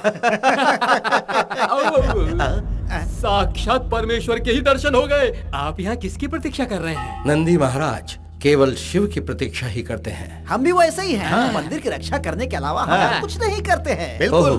किसने कितनी चोरी की है और कहां कहां हाथ मारा है, अकाउंट्स देखने के बाद सब पता चल गया है। अरे रे रे रे रे रे, भगवान के अकाउंट में बेईमानी करने वाले की आंखें चली जाती हैं। जो ईश्वर को धोखा देता है गुरुजी, उसके शरीर का एक भी हिस्सा सही सलामत नहीं रहता। ओह अच्छा। हाँ। तो फिर आप ठीक ठाक कैसे हैं? क्या मतलब? आप कहना क्या चाहते हैं कि हम इस मंदिर के हिस्सा में घोटाला करते हैं? हाँ। मैं कसम खाकर कहता हूँ, एक छुट्टा पैसा, एक पैसे को भी नहीं छुआ मैंने। बिल्कुल, तुमने पैसों को नहीं छुआ, लेकिन रुपयों को निगला है, वो भी करोड़ों रुपए। तुम कहना क्या चाहते हो? हम लोग अकाउंट्स में एक एक पाई का हिसाब रखते हैं। अकाउंट्स क्या मैं तुम्हें बताऊं?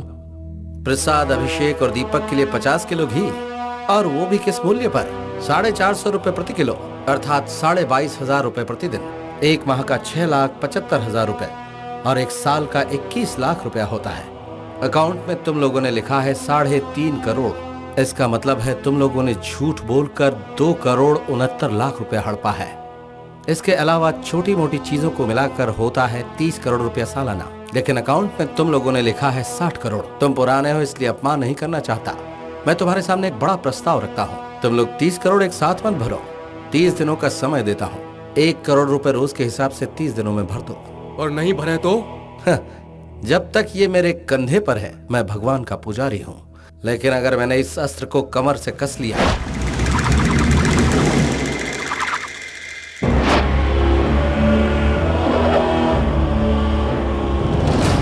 30 करोड़ 30 दिनों में चुका दो, ऐसा हम सबको धमकी देकर गया है वो। खुशियां मनाओ कि अब तक वो सिर्फ अकाउंट की फाइलें देख रहा है। अगर उसने हमारी पुरानी फाइलें खोल दी ना तो हम तीनों जन हर हर हर महादेव के पास पहुंच जाएंगे। अभी अभी तो उसने भगवा कपड़े कंधे पे डाला ही है, पाताल चले जाए तो भी नहीं छोड़ने वाला है वो। हमारी भलाई इसी में है कि हम टाइम पे पैसा लौटा दें। तुम्हारा दिमाग खराब हो गया है क्या? पहले तो शान से कहता था हम इन्वेस्ट करेंगे, उससे हम करोड़ों कमाएंगे, बड़े बड़े कॉम्प्लेक्स बनाएंगे, इसीलिए हमने सारे पैसे इन्वेस्ट कर दिए। नहीं दिए तो वो क्या बिगाड़ लेगा? उसे उसके बाप के पास भेज दिए तो अपने चेले लोगों को खंबा पिलाकर छोड़ दूंगा और चखने के लिए उसे पेश करूंगा। तो मेरे चेले लोग उसकी बस हड्डियों का टुकड़ा छोड़ेंगे। हड्डियों का टुकड़ा ही चाहिए।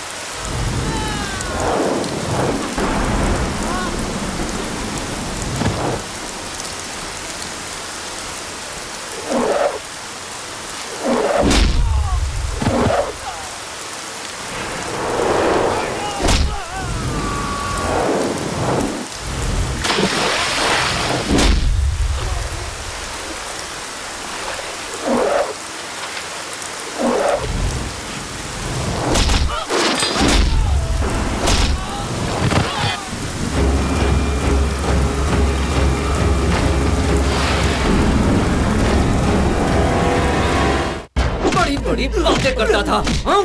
क्या कर लिया तूने? क्या किया? हाँ? वापस आ गया। अरे ऐसे छोड़ो पूतना जी, ऐसे मारोगे तो मर जाएगा ये। इसकी बातों में आपने 30 करोड़ रुपए इन्वेस्ट कर दिए। सारे पैसे हड़पना चाहता था तू। अब देख क्या करते हैं। मारूंगा तुझे। देख लिया, ये काम तुम जैसे चिंदी चोरों के बस का नहीं है। इसके लिए तो किसी बड़े गिरोह को सुपारी देनी ही पड़ेगी। फॉर्म पूरा चेक हो गया क्या? हो गया है भाई, सामने से हमें कंफर्मेशन में मिल गया है। अमाउंट का क्या हुआ? ट्रांसफर कर रहे हैं भाई। ओके, मुनीर कहाँ है? देखा, 100 साल तक नहीं मरेगा ये। मुंबई से एक डील मिला है भाई, एक पुजारी के लिए। इस तरह के चिल्लर डील में हाथ नहीं डालने का कितनी बार समझाया मैंने। करोड़ों का डील है भाई। एक पुजारी को टपकाने के लिए करोड़ों रुपए की डील। इसीलिए उसका फोटो फैक्स करने को कहा है। इंटरेस्टिंग। स्नेक, जाके जरा चेक करो फैक्स आया है क्या। ओके। इस काम को करने के लिए मैं खुद ही जाऊंगा।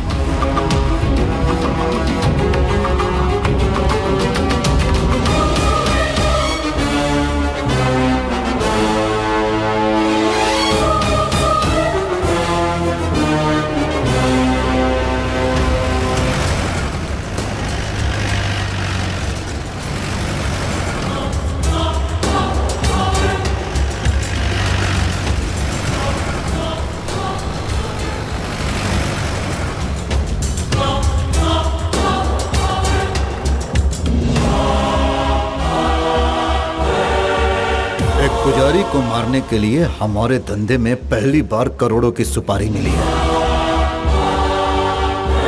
निशाना चूकना नहीं चाहिए। निशाना सीधे उसके सर पर लगाना।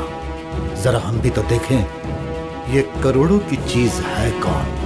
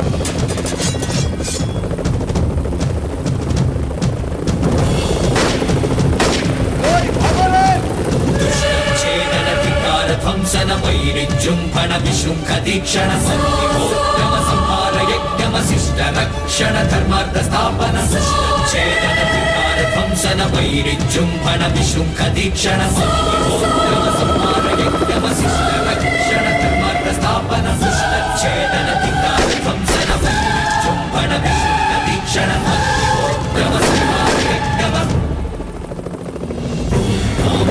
तामसो शिखरधूम ओजसो तेजसो विलयतुं तुं तुं तुं तामसो शिखरधूम तुं तुं तुं ओजसो तेजसो विलयतुं तुं तुं तुं तामसो।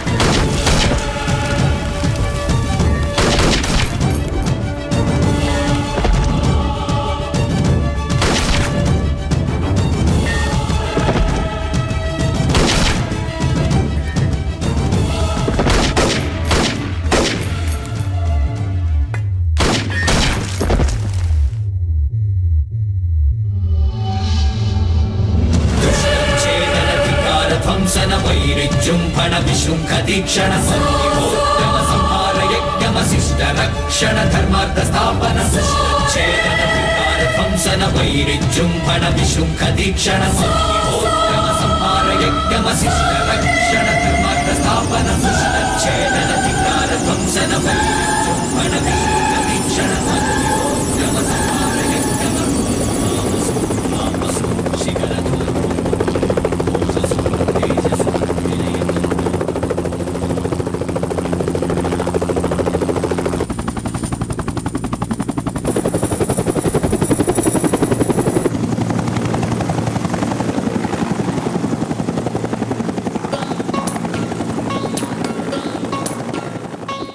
विदेश में अपने देश का गाना सुनकर मेरा दिल बाग बाग हो गया। बहुत खुशी मिली है मुझे।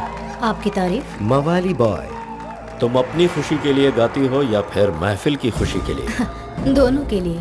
क्या है ना, ये मेरा पेशा है। यहाँ गाकर कितना कमा लेती हो? मुझे सिर्फ ले जाने का इरादा है या फिर खरीदने के इरादे से आए हो तुम? इरादा जो भी हो, अगर नहीं मानी तो उठा कर ले जाऊंगा। स्टाफ बनाकर रखोगे या अपने दिल में बसने का मौका दोगे? मेरे दिल में पैसे रहते हैं, चाहो तो उनके साथ खेल सकती हो। बोलो, चिल्लर में खेलोगी या लाखों में? ऐसा क्या काम करते हो जो इतनी कमाई है? लोगों की जिंदगी का सौदा करता हूँ, तुम नहीं समझोगे। क्यों? स्नैक, तुम मुझे बहुत अच्छी लगी। मैं तुमसे कुछ नहीं छुपाऊंगा।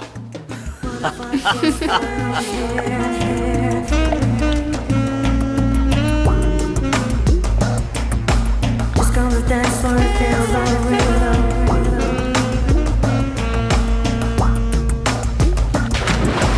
What if I just go in here?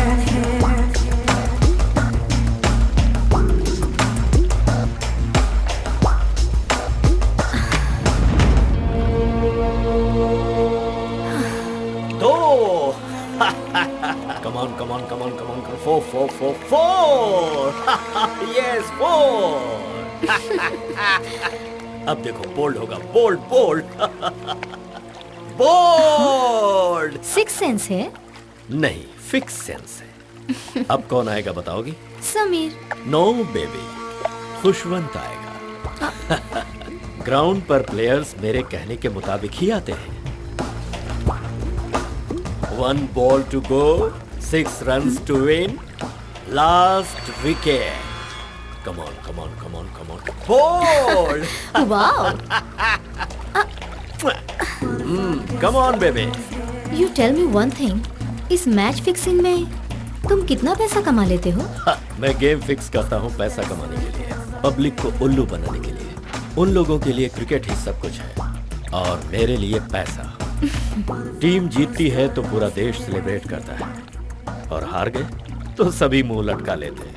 और स्पेशली ये जो इंडियन प्लेयर्स हैं ना, उन लोगों को हार्ड कैश नहीं चाहिए और थ्रेटनिंग कॉल्स भी नहीं चाहिए।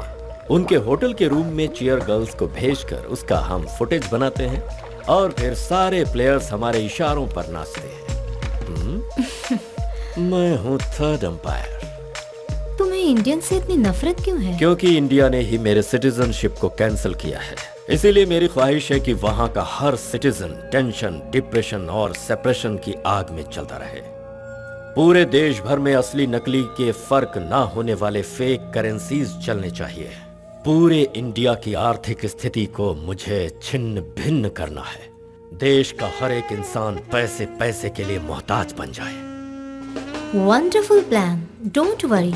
तुम्हारी खातिर, उस देश के खातिर मैं कुछ भी करने के लिए तैयार हूँ।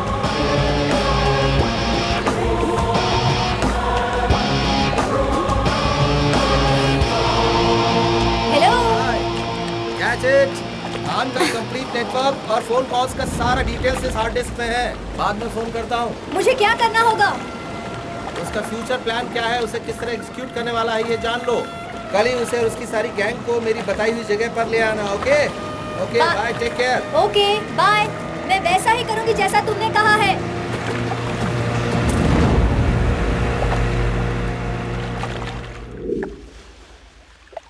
भाई, लास्ट मंथ सिर्फ नॉर्थ जोन का ही काम हुआ था। सिर्फ 200 करोड़ की ही रेवेन्यू जनरेट हो पाई है भाई। इतना कम होने के बावजूद इस महीने का कंसाइनमेंट अभी तक नहीं आया है। सैमुअल, इब्राहिम, शेट्टी, वाहिद, अब तक किसी ने भी कांटेक्ट नहीं किया है भाई। इसकी वजह अंडरवर्ल्ड में अलेक्जेंडर नाम के एक नए बंदे ने एंट्री लिया है। वो कहाँ से आया, पहले क्या करता था, उसकी पहचान क्या है, ये किसी को नहीं पता। वो बहुत बड़ा खिलाड़ी है, जो काम किसी के बस का नहीं उसमें वो बेझिझक हाथ डालता है। First time middle east, south east, western mafia, Italian mafia, सबको उसने खुश रखा हुआ है। टनों के हिसाब से माल सप्लाई कर रहा है, वो भी कम रेट में। शॉर्टकट में लॉन्ग टर्म की प्लानिंग कर रहा है भाई वो। मार्केट को एकदम सस्ता करके हमें हफ्ता देने वालों को भी उसने अपने कब्जे में करने का प्लान बनाया भाई। कल अगर उसका डील ओके हो गया तो भाई हम लोग मुश्किल में आ जाएंगे।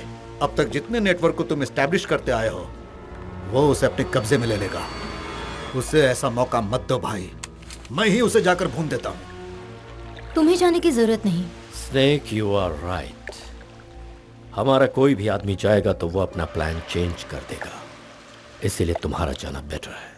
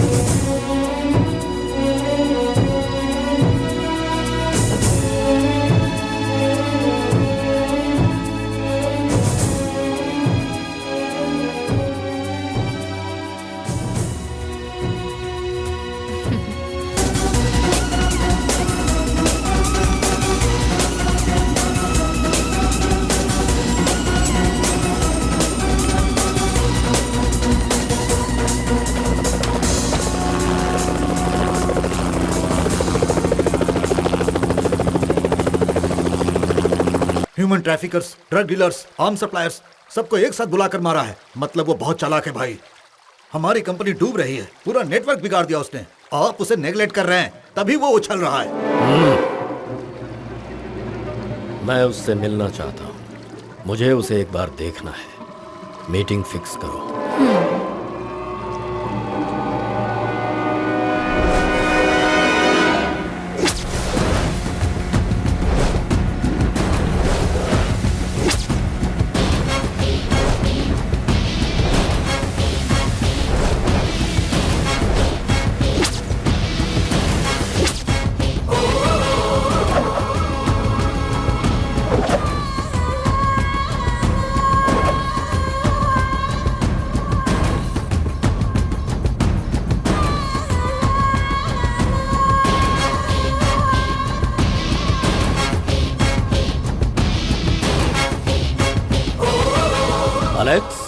अलेक्जेंडर, हाँ, मैं सोच रहा था तू कोई इटालियन, अमेरिकन या फिर ब्राजीलियन होगा। उस दिन तू फिक्स किए हुए टाइम पर नहीं पहुंचा।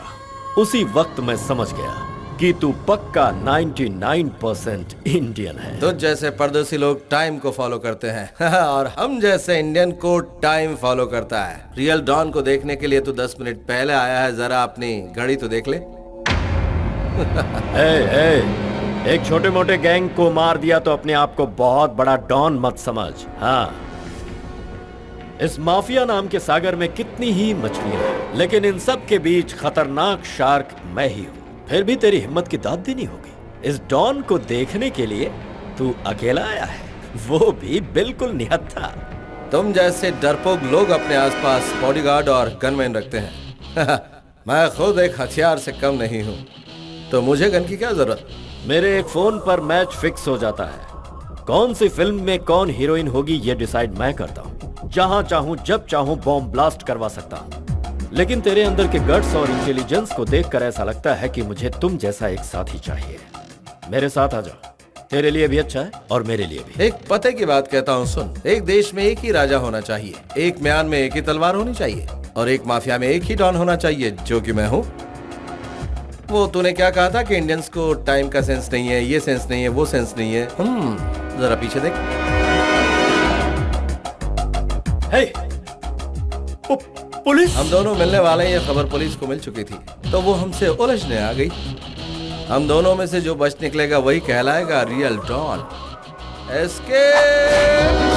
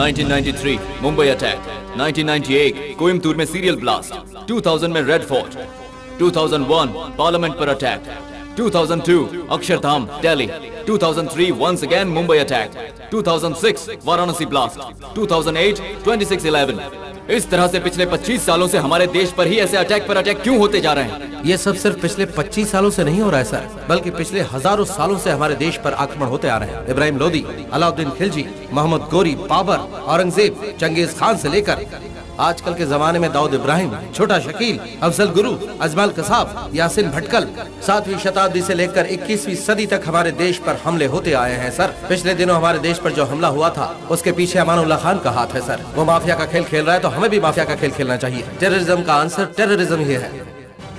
No arrest, no judgement, no VIP treatment, only full and final settlement sir.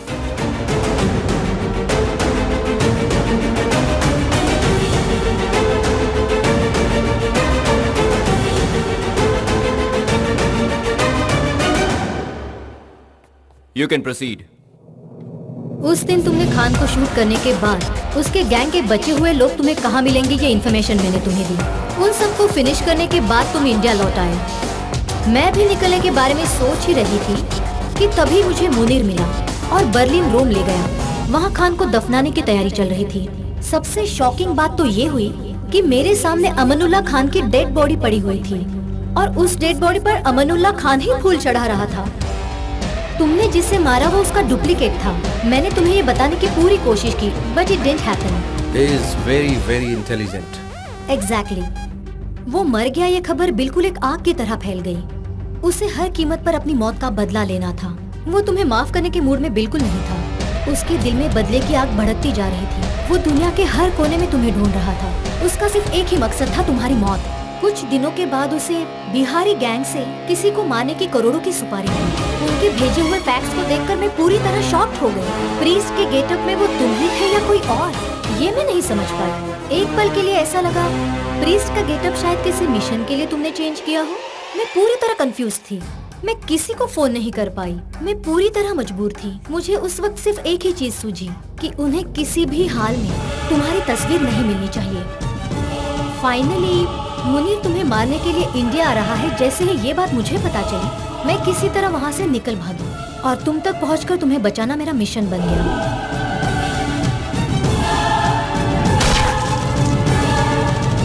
इस इनकम्प्लीट ऑपरेशन को कैसे कंप्लीट करोगे? इसे आपको ही कंटिन्यू करना पड़ेगा सर।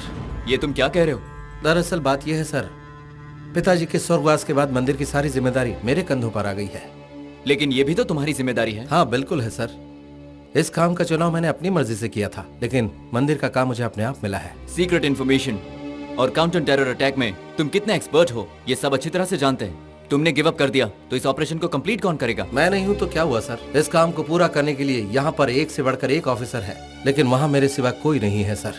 मैंने अपने घर वालों से वादा किया है, उन्हें प्रॉमिस किया है, अपना बचा हुआ जीवन मंदिर को समर्पित कर दूंगा, क्योंकि हमारे पूर्वजों का वो मंदिर सदियों पुराना है जिसकी हिफाजत बहुत जरूरी है सर। I am very sorry to resign from my job sir.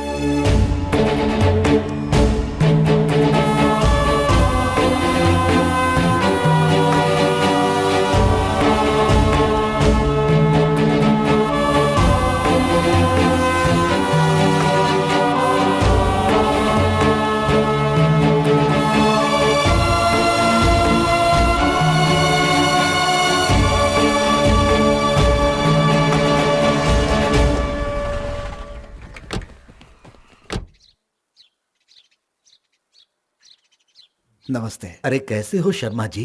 मैं ठीक। घर में सब कुशल मंगल? सभी लोग ठीक हैं। हाँ। आपका पोता रॉ का एजेंट है, ये सुनकर बड़ी खुशी ये लीजिए हुई। बाबूजी। मैडम जी नमस्ते। नमस्ते। आपके पोते के बारे में आपको पहले से पता था? अरे नहीं, लेकिन वो जो भी करता है अच्छा ही करता है। वो घर पे है क्या? मुझे उनसे मिलना था। वो ऊपर है, तुम्हारा इंतजार कर रहा है। जाओ मिल लो। जी ठीक है। सर मुझे आपको कुछ बहुत ही जरूरी बातें बतानी है। हाँ जरूर बताइए सर। आप रिजाइन करके आए हैं, मुझे ये बात पता चली है, लेकिन उसे एक्सेप्ट ना किया जाए। मैंने बड़े अधिकारियों से ऐसा रिक्वेस्ट किया है। उसका कारण ये है कि आजकल जो क्राइम चल रहा है उसे हम लोग कंट्रोल करने की बहुत कोशिश कर रहे हैं, लेकिन कामयाबी नहीं मिल रही है। सिर्फ इतना ही नहीं, इस मंदिर की जमीन पूरे 100 एकड़ तक फैली हुई है और इस पवित्र जमीन पर चंदन की लकड़ियों की स्मगलिंग हो रही है। ऐसा कंप्लेंट आपके पिताजी ने दिया था, जो अभी तक पेंडिंग पड़ी हुई है सर।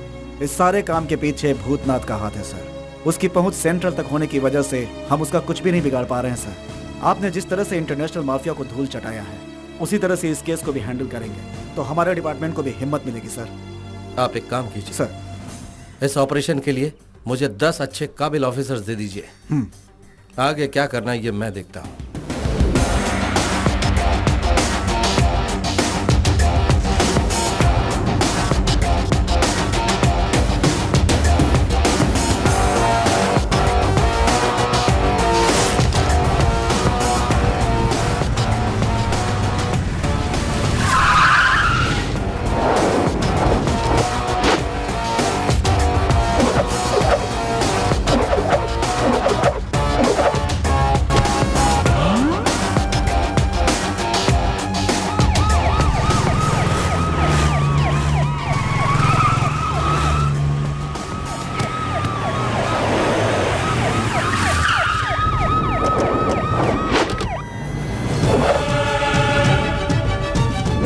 मंदिर पर कब्जा करोगे?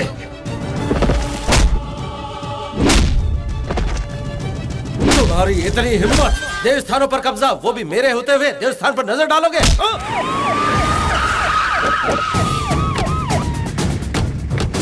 माथे पर भस्म लगाकर इस भूतनाग की चौखट पर आखिर तू पहुंच ही गया। इसके टुकड़े टुकड़े कर दो।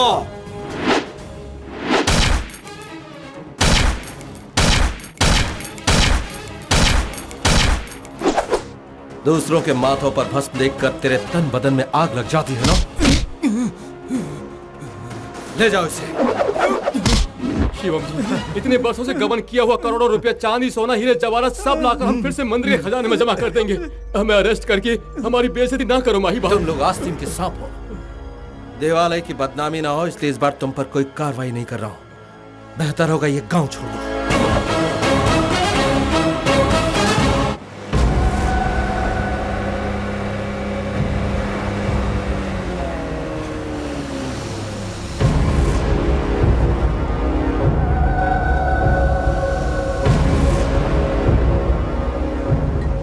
पूरे 5 घंटे से मैं तुम्हारा यही इंतजार कर रहा हूँ।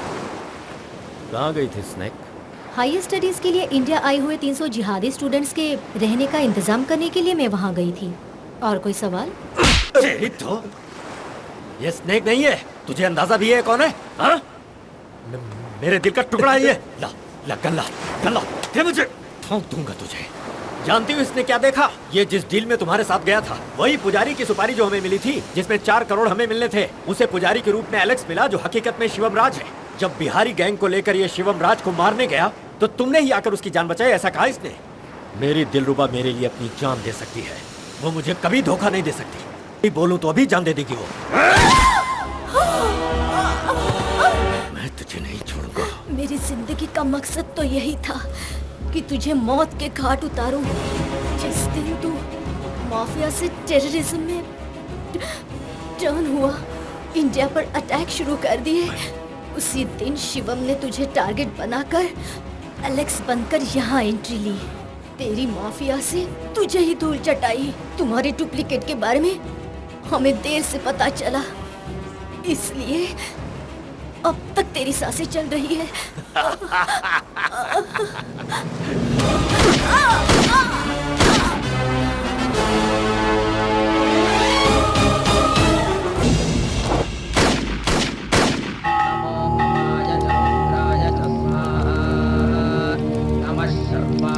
पशुपतये च स्वाहा, नमो नीलग्रीवाय च शितिकण्ठाय च स्वाहा, नमः कपर्दिने संयुक्तकेशाय च स्वाहा, नमः सहस्राक्षाय च शतधम्,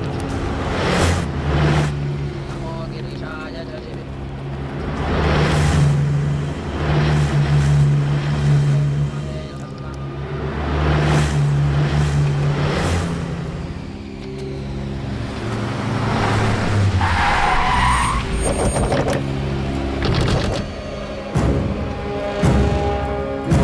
करेक्ट टाइम पर हम लोग पहुंचे हैं। उसके हवन खत्म करने से पहले ही पूरे मंदिर को धूल में मिलाकर उसे यहाँ घसीटते हुए ले आओ। उसकी समाधि में यहीं बनाऊंगा। जाओ।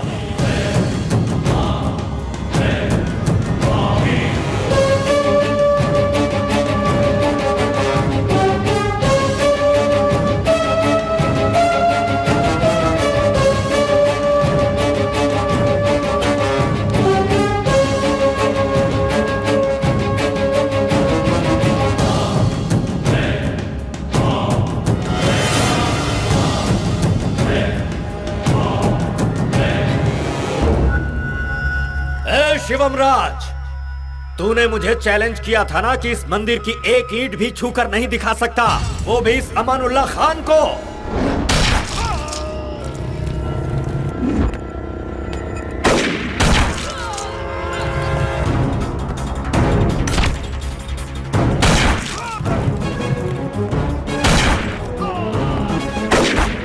ये खान क्या क्या कर सकता है, अब तू देखना।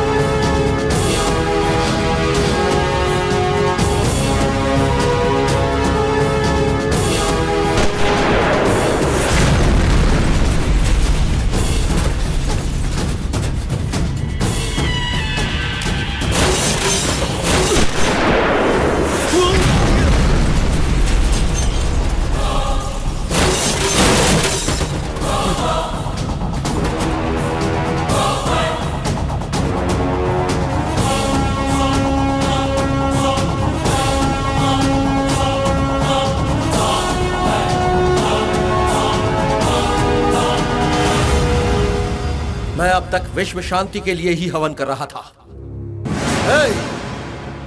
क्या कहा था तू मंदिर को धूल में मिलाएगा? हाँ, त्रिनेत्र तक पहुंचने से पहले तुझे इस नंदी महाराज को पार करना होगा। आजा।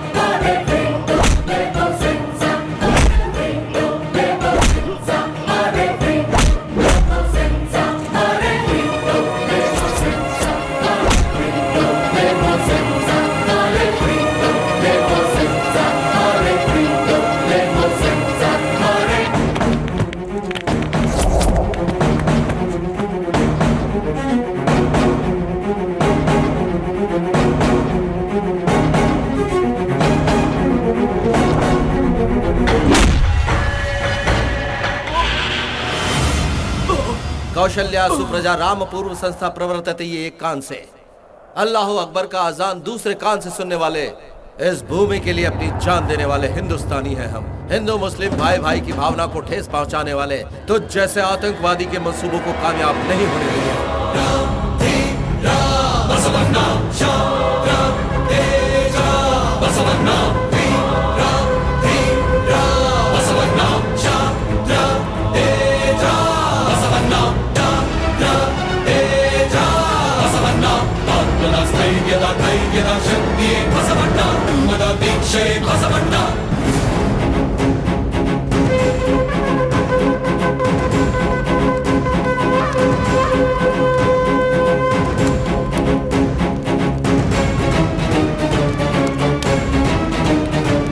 हमारी धरती का कोना कोना, चाहे वो किसी भी धर्म का क्यों ना हो, हर किसी का फर्ज है कि उसे अपने गले से लगाकर एक पवित्र भूमि माने। मंदिर हो या मस्जिद, गिरजाघर हो या गुरुद्वारा, या फिर कोई भी धार्मिक पूजा स्थल क्यों ना हो, हर स्थान पवित्र होता है। उसकी रक्षा करना हर इंसान का कर्तव्य है। धर्मो रक्षति रक्षितः।